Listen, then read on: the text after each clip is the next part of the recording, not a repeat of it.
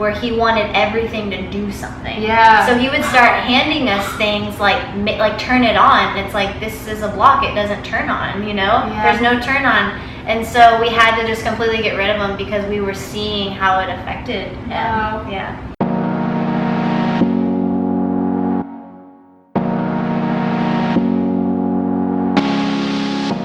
Hey guys, I'm here with my friend Chantel, and we're going to be talking about minimalist parenting. Maybe you guys caught our video on our other channel where Conor and I talked to Mariano and Chantel about their relationship and then their relationship with their 2-year-old son Rahzi.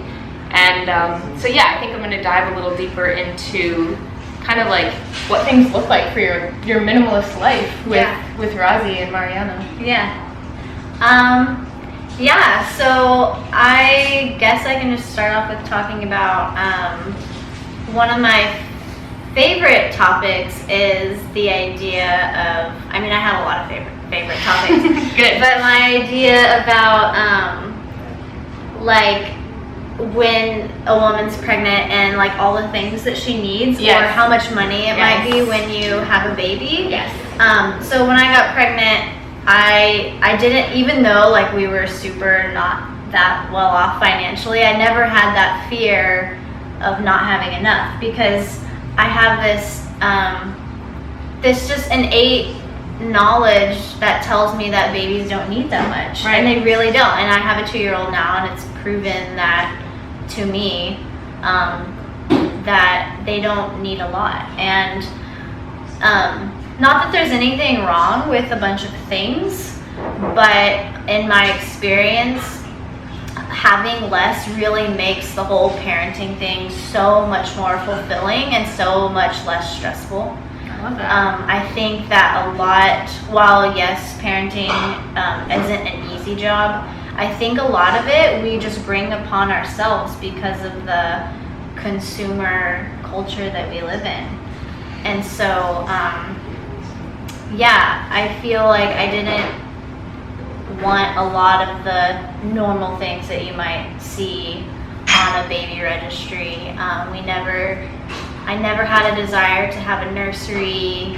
I just kind of figured, you know, why would I have a baby if I just wanted to put him in another room for a while? It just always made the most sense that he would just sleep in my bed, which I already had my bed, so I didn't need anything for that. And I always planned to breastfeed exclusively, so I didn't need any bottles or formula. And I know a lot of people have a lot of difficulty breastfeeding, so there's that. And there's also a lot of, I would just encourage people to really get the support needed around that.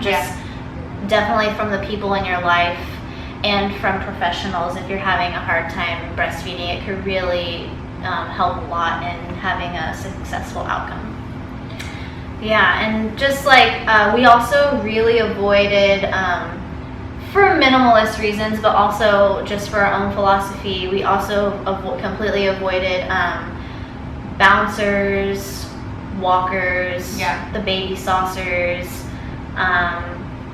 and even we didn't even have a stroller until he was 16 months old, just because we wanted to give him full range of motion. And a lot of those products kind of hinder the development and like can compact the hips and different things, and so we just wanted to give him full range, so we really avoided that stuff.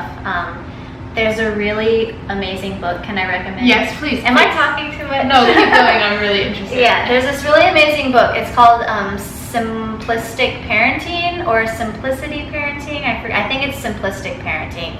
But it talks about all this stuff about the gadgets and the toys and how our kids actually have too much. And for sure. That's like having too much is kind of overwhelming and it's overstimulating. And there's this kind of idea. I actually just saw a mother post the other day that she was afraid her baby, who was very young, not even 1 yet, I don't think, was getting bored by the current, she had like one of those play mats. And so like she asked, what's more stimulating toys? And like that's a myth. Babies don't get bored. and they don't need that constant stimulation. So if they are getting bored, it's only because we've stimulated them to the point to where they need it now. Right. And Janet Lansbury is another great person, but she has a really good article about that. But yeah, simplistic parenting is really good. It talks about all the gadgets and the toys that we bring into our child's lives that actually just kind of make it more expensive, more stressful, hindering. It's just like all around. There's just so many things, that play into having so much. Yeah. I love that. Yeah. So what are some of your favorite ways, and I guess Rahzi's favorite ways to interact with the world, and like where are some locations that you guys go with him? Yeah, so anywhere outside. He's an I think all kids are outside kids. Yeah. So anywhere outside, we go to a couple times a week. We go to a toddler mom yoga class. Oh, cool. Yeah, and it's really simple. The teacher just brings a bunch of balls and they play with like the yoga equipment, like the bolsters and the blocks, and that's really it. And each other, of course, and then the moms do some really simple yoga, and then at the very end we do some like kid stuff. He also goes to gymnastics. Oh, cool. Yeah, it's a gymnastics class we also go to twice a week. Which is good for him because it's for younger kids, so it's not structured. Yeah. Which is great because at that age it's kind of hard to make everyone stay in line. Yeah, totally. So it's just like a free-for-all. So anything really outside, he loves to like climb and jump off of things. It's like his big thing right now.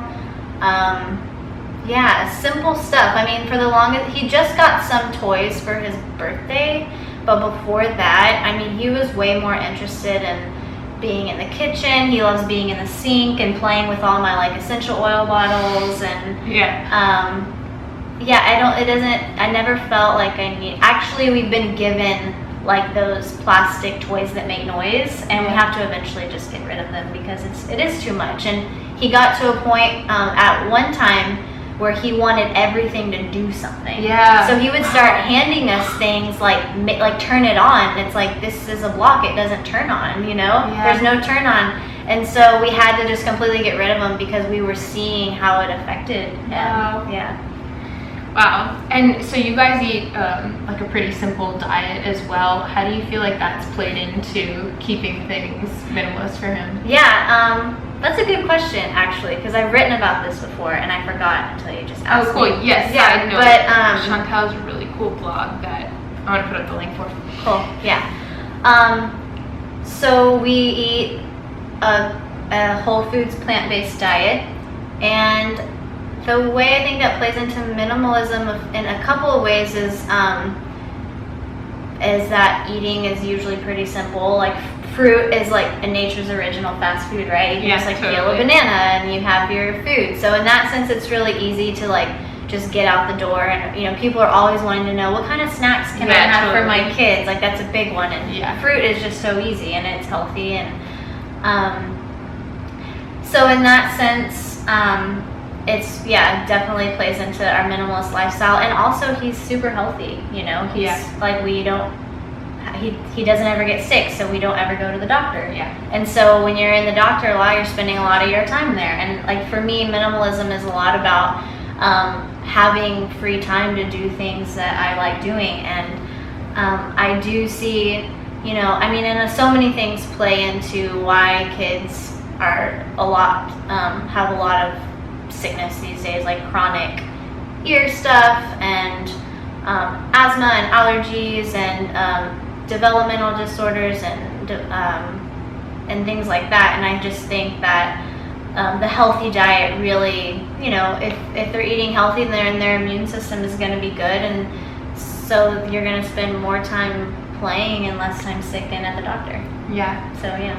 One really interesting thing about Chantel and Mariano and Rahzi is that they started, well, you can correct me, their life out together in a gutted out Airstream trailer. Not with Rahzi. Kind of. We got pregnant with Rahzi when we were trying to refurbish an Airstream. So yes, So cool. we were living in the Santa Cruz Mountains in a completely gutted Airstream. I think the only thing Mariano had built the bed, which is all we needed, obviously. Yeah. And I got pregnant, and and it was a hard first trimester because we were living on a pig farm. Wow. Which is completely like opposite of what we are into. And the smell was really bad, so I had to go. But it was really cool we lived in California for like 10 months or almost a year. And then we came back here because we just have a lot of connection in Austin, and when you have a baby, you want to be around people that you have support with. Yeah. So that was important to us. For sure. Yeah. Cool. Oh my gosh, I feel like, there's a million questions people are going to have about minimalism. They get this question all the time, so I'm really happy to have you on. Yeah. People always ask me like about minimalism with kids, and I'm like, well, I know some people, but I don't have them yet. So, right. And you guys are such cool living proof that like it's possible. Yeah. We're inside like their really simple apartment right now, and they have the happiest kid that I've seen. Oh, thanks. So yeah, totally. Yeah. He is a happy kid. Cool. Okay, well, if you guys want to check out more about all this stuff, you can definitely check out Chantel's blog.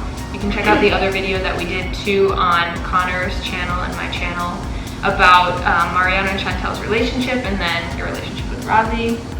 And post your questions if you have them down below, and I'll answer them, or Chantel will answer them for you. Yeah. Cool. Thank you. Yeah, thanks for being on. See you guys later. Bye. Bye.